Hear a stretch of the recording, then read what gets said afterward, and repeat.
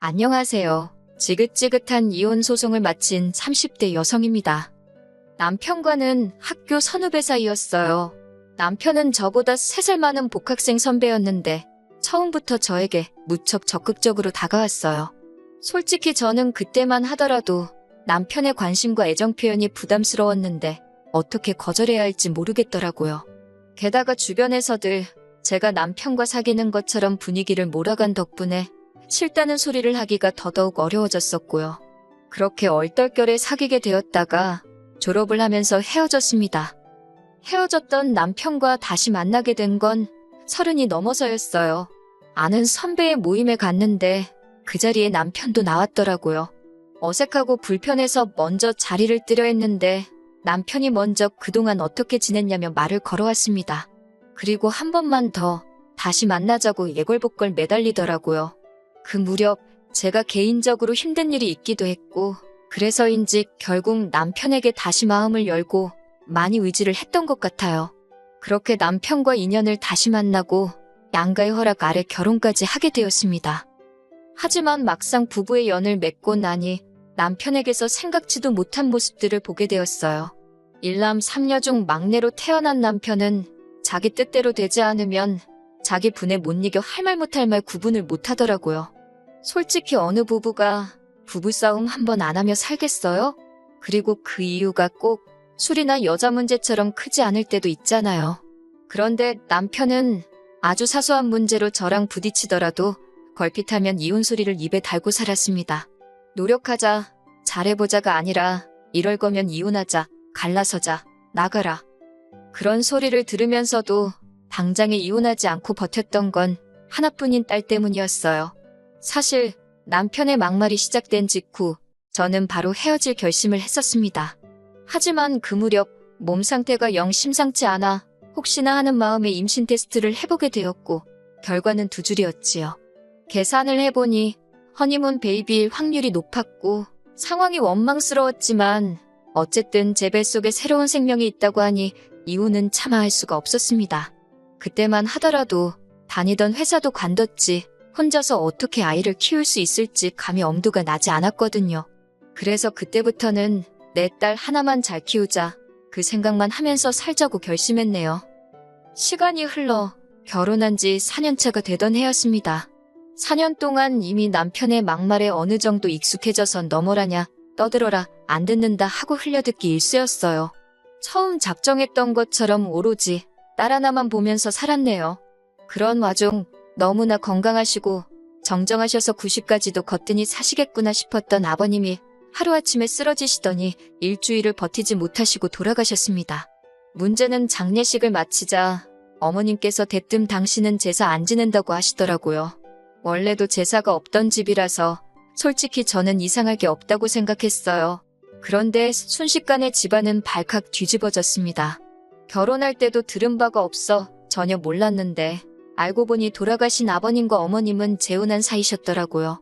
재혼해서 같이 산 세월은 10년 남짓이었고 아무튼 제사를 지내지 않겠다는 어머님의 말에 신우들이 개거품을 물더라고요. 불쌍한 자기들 아버지 제사밥도 못 얻어먹는 거냐며 얼마 전까지 어머님이라 부르던 사람한테 박 여사님, 아줌마, 별의별 호칭으로 갈아내려 부르더라고요. 며느리였지만 그래도 제 3자로서 봤을 땐 솔직히 신우들이 이상해 보였어요. 그렇게 돌아가신 아버님이 불쌍하면 지들 중 한 명이 총대 메고 제사 올리면 되는 거 아닌가 싶어서요. 살아생전 점잖으신 아버님이 어디선가 이 꼴을 보시면 뭔 소리를 하시겠나. 돌아가신 분도 편치 않겠다. 그런 생각도 들었고 아무튼 머리채만 안 잡았지 개싸움도 저런 개싸움이 없다 싶었지요. 그런데 대뜸 다음 날인가 그 다음 날인가 남편이 의기양양하게 집에 들어오더니 이제부터 제사는 지가 지낸답니다. 어이가 없었지요. 지가 무슨 수로 제사를 지내겠어요? 어떻게 하는지 두고 보자 싶어서 제사 전날까지도 모른 채 했습니다. 그런데 남편이 저희 친정어머니께 전화를 했던 모양이에요. 친정어머니께서 저더러 그래도 며느리 도리한다 생각하고 제사는 올리랍니다. 덕을 쌓는다 생각하라나요.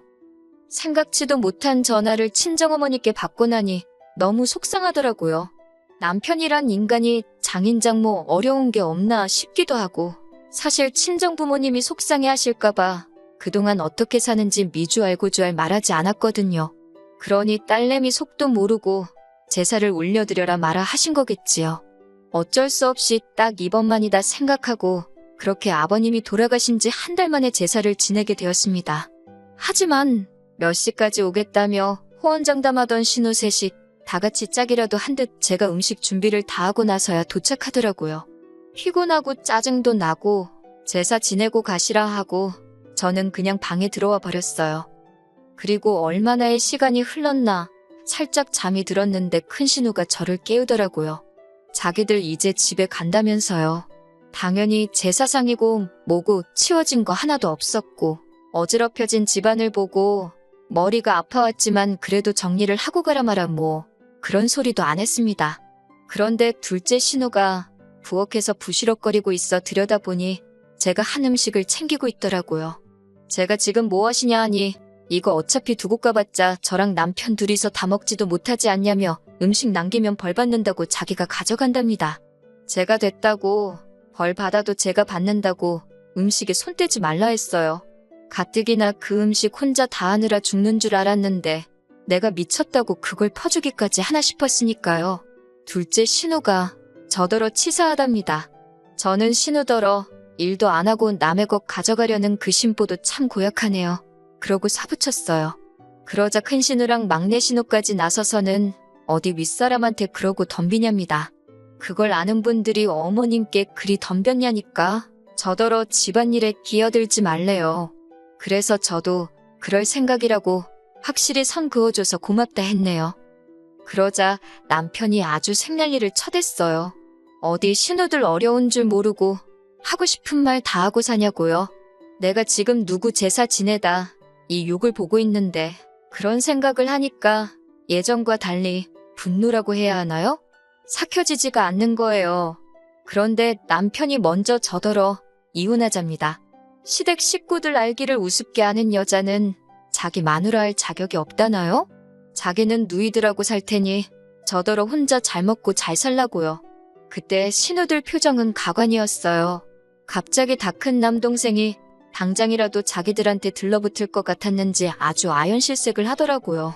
남편은 못 본 것 같았지만 막내 신우가 저더러 빨리 미안하다고 하랍니다.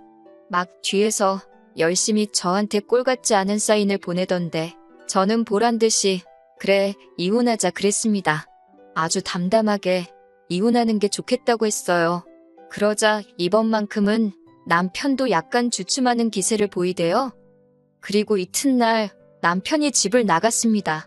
처음엔 평소처럼 출근한 줄 알았는데 퇴근할 시간이 지나도록 집에 안 오더라고요. 걱정은 하나도 안 되었지만 그래도 어디 가서 비명행사한 건 아닌가 싶어서 전화는 한번 걸어봤어요. 그랬더니 또 그건 봤더군요. 한다는 소리가 자기 기분 풀릴 때까지 안 들어갈 거랍니다. 생활비도 안 줄 거라고 그래요. 어이가 없어서 그냥 빨리 협의 이혼하고 깔끔하게 갈라서 자니까 그건 싫다면서 자기 없는 동안 제가 뭘 잘못했는지 반성하랍니다. 어이가 없어서 전화기에 대고 신나게 웃은 다음에 제발 집에 들어오지 말라고 했어요. 이후로 저는 친정부모님에게 그동안 제가 겪은 일을 털어놓았습니다. 전에는 그래도 시집간 맏딸이 부모님 걱정시키는 건 자식된 도리가 아니다 싶어서 어지간한 일은 말씀드리지 않았거든요. 부모님께선 제 이야기를 들으시곤 말 그대로 당신들 가슴을 내리치셨습니다. 앞으로 어쩔 거냐고 물어보시길래 일단 직장을 알아볼 생각이라 했어요. 남편인지 뭔지 그 작자가 언제 집구석에 기어들어올지도 모르겠지만 더 이상 그 인간 돈 한 푼도 쓰기 싫다고요. 이후로 친정의 아이를 맡기고 저는 회사를 다니기 시작했습니다. 사실 저희 딸이 10달을 채우지 못하고 8개월 만에 세상 구경을 했어요. 그렇다 보니 처음부터 돈이 좀 많이 들어가게 되었는데 남편 벌이가 괜찮았거든요. 저한테 좋은 남편은 아니었지만 아이한테는 경제적으로 좋은 아빠였지요. 그래서 솔직히 치사하고 더러울 때도 있었지만 그래도 돈 타서 쓰는 죄다 생각하고 어거지로 참고 살은 거예요. 하지만 이혼하자는 소리가 안 먹히니까 결국엔 돈 가지고 이러는구나 싶어서 하루라도 빨리 어떻게든 경제적으로 자리를 잡아야겠다 싶었네요. 그리고 이후로 저는 남편에게 단 한 차례도 연락하지 않았습니다. 한 달, 두 달이 지나도록 아무런 반응도 보이지 않았지요. 그러니까 오히려 남편이 불안해졌던 모양이에요. 집 나간 지 한 4개월쯤 되었을 땐가 모르는 번호로 전화가 걸려왔는데 직감적으로 남편이란 걸 알 수 있었습니다. 저는 그 전화를 일부러 받지 않았고요. 그러자 두어 번 정도 전화가 더 걸려왔고 역시나 받지 않았더니 뭐가 급했는지 이번에도 장모인 친정어머니께 전화를 걸었더군요. 친정어머니가 이야기를 전하시길 남편이 슬쩍 화해하고 싶다는 뜻을 보이더랍니다. 하지만 정신을 들차린 건지 친정어머니더러 판을 좀 깔아달라고 그랬다나요? 친정어머니가 저더러 어쩌고 싶냐 물으시길래 됐다고 했습니다. 남편 목소리 안 듣고 사니 살 것 같고 얼굴을 안 보고 사니 속이 다 후련하다고 이혼이나 마무리 짓게 집에 들어오란다고 전해달라 했지요. 그리고 며칠 뒤 남편이 집에 들어왔습니다. 한다는 소리가 이혼해 줄 테니까 저더러 애를 포기하라대요. 그럼 그렇지. 이 치사한 인간이 쉽게 저를 놔주지 않을 거라 생각은 했지만 그래도 지 자식을 가지고 이럴 줄은 몰랐어요. 이제껏 아이 하나만 보고 버텨왔기에 제 속은 말이 아니었습니다만 알겠다 했습니다. 당신이 그렇게 우리 애를 사랑하는지 전에는 내가 몰랐다고 앞으로 잘 키워달라고 했어요. 그러자 남편이 어떻게 엄마라는 사람이 그렇게 쉽게 자기 애를 포기할 수 있냐고 오히려 난리를 치더니 급기야는 아주 발악을 하더라고요. 못 준다고 할 땐 언제고 가지라니까 난리냐고 저도 악을 썼어요. 마치 우리 애가 짐짝 취급을 받는 것 같아서 제 속은 타들어갔지만 이렇게라도 하지 않으면 결국 또 남편한테 끌려다니겠구나 싶어 어쩔 도리가 없었습니다. 한바탕 전쟁을 치르고 나서 신우 셋한테 연락을 받았어요. 특히 큰 신우는 할 이야기 없다는 저를 붙들고는 자기한테 한번 털어놔보라며 들어주려는 척을 하더라고요. 에라 모르겠다는 심정으로 결혼 직후부터 남편이 보인 행동들과 막말들을 다 이야기했습니다. 그러자 신우가 한다는 말이 그건 다 제 오해래요. 아무래도 남편이 막내다 보니 조금 떼쓰는 경향이 있는데 저한테는 오빠다 보니 어떻게 떼를 써야 할지 몰라서 그렇게 말이 먼저 나간 걸 거라는 말도 안 되는 변명을 늘어놓더라고요. 그러면서 한다는 소리가 술 문제도 여자 문제도 아니고 그렇다고 돈을 못 벌어오는 것도 아닌데 저더러 참고 살랍니다. 원래 부부관계라는 게 한쪽이 참아주고 받아주고 그러면서 버티는 거라나 어쩐다나 그런 소리를 듣고 있으니 내가 뭘 바란 건가 싶더라고요. 어차피 팔은 안으로 굽는 걸 알면서 협의 이혼으로 진행하고 싶었지만 숙려기간에 남편이 마음이라도 바꾸면 전부 백지화 된답니다. 그 소리를 듣고는 바로 소송으로 마음을 굳혔어요. 변덕스럽고 찌질한 인간이 분명히 한다 했다 안 한다 했다 왔다리 갔다리 할 게 불보듯 뻔해서요. 그제서야 남편은 위자료까지 뺏기게 생겼다 싶어서인지 제 앞에서 싹싹 빌었습니다. 두 번 다시는 이혼의 이응자도 입에 담지 않겠다며 저 없으면 못 산다나요. 그런 남편에게 나는 당신이 없어야 산다고 사부쳤습니다. 그리고 그동안 이혼하자 소리 입에 달고 산 거, 생활비랑 얘 가지고 협박한 거, 그런 게 다 증거로 인정을 받아서 제가 이기면서 이혼소송이 마무리되었습니다. 여기 이렇게 짧게 적어서 그렇지 솔직히 1년이나 걸렸어요. 아, 양육권도 제가 가지고 왔습니다. 물론 애아빠다 보니 어쩔 수 없이 한 달에 한두 번은 애를 보여주기 위해 만날 수밖에 없지만요. 원래는 이혼하기까지의 과정에서 본의 아니게 친정부모님께서 고생을 하게 만들었었지요. 아이 데리고 집 나와 사는 동안 제가 일 나가고 부모님이 아이를 케어해 주셨거든요. 그런데 이제는 이혼도 했고 양육비도 남편한테 꼬박꼬박 받게 되었으니 부모님 집에서 나오게 되었고 지금은 아이랑 둘이서 지내고 있습니다. 남편과 이혼하게 된 걸 누구 탓을 할 순 없지만 그걸 가지고 저희 부모님이 고생하실 필요도 없다고 생각하거든요. 신혼 때부터 걸핏하면 이혼 노래를 부르던 남편은 막상 이혼하고 나니 정신 차렸나 봅니다. 돈 잘 벌면 뭐합니까?